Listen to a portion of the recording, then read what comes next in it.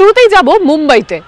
অনেকের কাছে স্বপ্নের শহর, যেখানে রয়েছে আকাশ ছোঁয়া অট্টালিকা, রয়েছে সমুদ্রের বাতাস, কিন্তু এই শহর তার আবেদন ধরে রাখতে হিমশিম খাচ্ছে, কেননা নির্মাণের সঙ্গে সঙ্গে সেখানে বাড়ছে পাল্লা দিয়ে বায়ু দূষণ, যার ফলে হুমকির মুখে পড়েছে বাসিন্দাদের স্বাস্থ্য। অনেকেই শ্বাসকষ্টজনিত সমস্যায় ভুগছেন।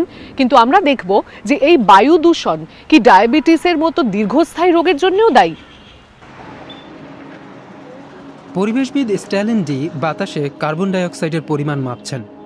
তিনি ভারতের পশ্চিমে মুম্বাই মহানগরীর একটি সিমেন্ট কারখানায় রয়েছেন। যন্ত্রে দেখা যাচ্ছে 195, যা মুম্বাইয়ের বায়ুর গুণমান সূচক অনুযায়ী অস্বাস্থ্যকর। তুলনা করতে গেলে বলা যায় ধূমপায়ী হন বা না হন, মুম্বাইয়ের একজন বাসিন্দা দিনে 5টি সিগারেট খাওয়ার সমান ফলাফল ভোগ করছেন। কিন্তু আপনার হাতে কোনো বিকল্প নেই। আজ আপনিও একজন ধূমপায়ী। রোহিণী ব্যানার্জি এই সমস্যা প্রত্যক্ষভাবে ভোগ করছেন। তার সন্তান ক্রমাগত ফুসফুসের সংক্রমণে ভুগছে। দূষণের মাত্রা বাড়লেই তার উপসর্গগুলি দেখা দেয়। তাদের বাড়ি থেকে 300 মিটারও কম দূরত্বে 2 বছর ধরে একটি বড় নির্মাণ প্রকল্পের কাজ চলছে। We started feeling the impact of the pollution when my son was around 2.5. When we'd have any outdoor activity and stuff like that, we'd get back when he'd run around and stuff and come back. He would definitely that night, have a cough. We started having more frequent trips to the doctors. We were put on cough syrups, and there have been instances when he was, given inhalers. সরকারি হিসেব অনুযায়ী মুম্বাইতে 6000-এরও বেশি নির্মাণ প্রকল্প চলছে। বায়ু দূষণের মাত্রা অত্যন্ত বেশি। ধুলোর অতি সূক্ষ্ম কণা অর্থাৎ PM 2.5 চোখে দেখা যায় না, কিন্তু ফুসফুসের গভীরে গিয়ে রক্তে মিশতে পারে। 2024 সালের ডিসেম্বরে বিভিন্ন অঞ্চলে এর মাত্রা 200 ছাড়িয়ে যায়, ফলে বাতাস অত্যন্ত অস্বাস্থ্যকর হয়ে ওঠে। Centre for chronic disease control সম্প্রতি একটি সমীক্ষা করেছে। তাতে জানা গেছে এইসব দূষকের সামান্য সংস্পর্শেও শহরাঞ্চলে ডায়াবেটিসের মতো রোগের ঝুঁকি 23% বৃদ্ধি পায়। ডায়াবেটিস একটি ক্রনিক রোগ।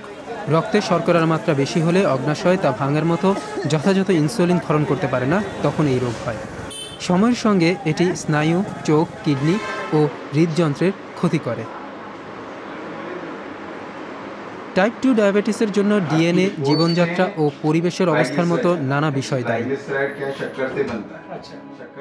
ডক্টর রাজীব কোভিল একজন ডায়াবেটিস বিশেষজ্ঞ। তিনি 2 দশকেরও বেশি সময় ধরে মুম্বাইতে কর্মরত। বিগত 3 বছর তিনি অল্প বয়সী ডায়াবেটিস রোগীদের জটিলতায় ভুগতে দেখেছেন।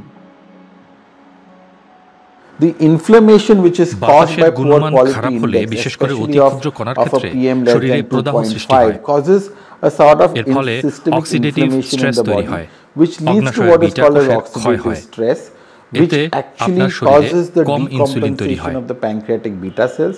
You make lesser insulin, the inflammation causes insulin resistance.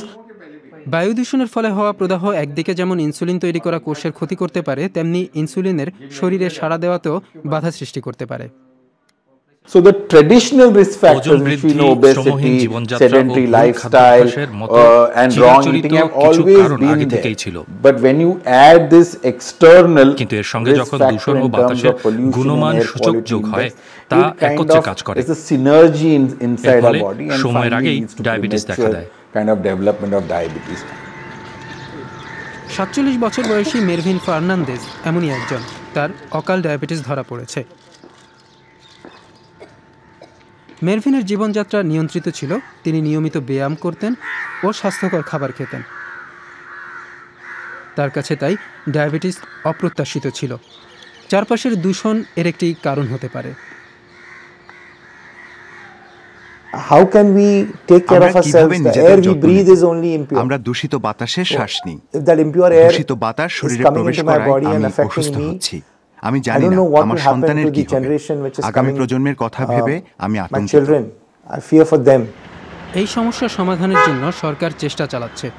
রাজ্য দূষণ নিয়ন্ত্রণ পর্ষদ মুম্বাই জুড়ে 32টি বায়ুর গুণমান মাপক যন্ত্র বসিয়েছে। পর্ষদ থেকে জানানো হয়েছে তারা নিবিড়ভাবে পরিস্থিতি পর্যবেক্ষণ করে। আবাসন নির্মাতাদের জন্য কড়া নির্দেশিকা তারা প্রণয়ন করেছে।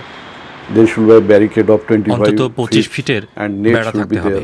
There should be a fogger type system where the dust particles আটকাতে ফগারের মতো ব্যবস্থা রাখতে হবে। There should be a very less noise while digging the excavation. কম আওয়াজ করতে হবে। All this dust-free atmosphere should be there. This should be monitored by 24/7 নজর রাখতে হবে। সমস্ত নির্মাতাদেরই আমরা এই বিস্তারিত exhaustive guidelines we have given to all the builders. নিয়ম ভঙ্গকারী প্রকল্পগুলিকে কাজ বন্ধের নোটিশ পাঠালেও বেশিরভাগ ক্ষেত্রেই কোনো কাজ হয় না, তারা কোনো শাস্তিও পায় না। কর্তৃপক্ষ তাদের কাজে ব্যর্থ, এমনটাই রোহিণী ব্যানার্জির অভিমত। Another 10 years, this entire generation is going to গোটা প্রজন্মকে এর ভয়ানক মূল্য দিতে হবে। and it's going to কোনো be সরকারের সমাধান করতে পারবে না। No government which is going to be able to fix this. কিন্তু বেসরকারি খাত কি সমাধানে আসতে পারে? পুনের নতুন প্রযুক্তিগত সংস্থা রেসপেয়ার লিভিং সায়েন্সেস তারা অ্যাটলাস একিউ নামে একটি ব্যবস্থা তৈরি করেছে। সেখানে আঞ্চলিক স্তরের দূষণের তথ্যও পাওয়া যায়।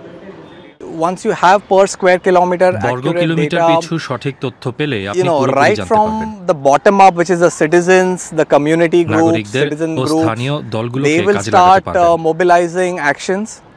And the top-down folks will have an ability to focus on specific parts where the problem is. দূষণ পরিস্থিতি সবথেকে খারাপ এমন জায়গাগুলোতে কাজ করার আহ্বান জানাচ্ছে তারা। তাদের মতে ন্যাশনাল ক্লিন এয়ার প্রোগ্রাম থেকে পাওয়া অনুদান বিদ্যুৎ চালিত বাসের জন্য খরচ করার সিদ্ধান্ত যথেষ্ট কার্যকরী হয়নি। Do we say that electric buses are the answer to the air quality problem? Almost everyone says no. 200 buses were easy to sanction, but they are not solving the problem. Money has got now spent. So we feel that hyperlocal is going to let the focus be kept where the problem is. অন্যদিকে রোহিণী ব্যানার্জি নিজের মতো যথাসাধ্য চেষ্টা করছেন। নিজেকে ও পরিবারকে সুরক্ষিত রাখতে এয়ার পিউরিফায়ার বা বায়ু শোধক লাগিয়েছেন তিনি। ছেলের সাথে বাইরে বেরোনোর সময় তাকে মাস্ক পরিয়ে নেন। নীতি প্রণেতারা যতদিন না কার্যকরী সমাধান দিতে পারছেন ততদিন নিজেরাই নিজেদের যথাসম্ভব সুরক্ষিত করা ছাড়া অন্য কোনো পথ খোলা নেই।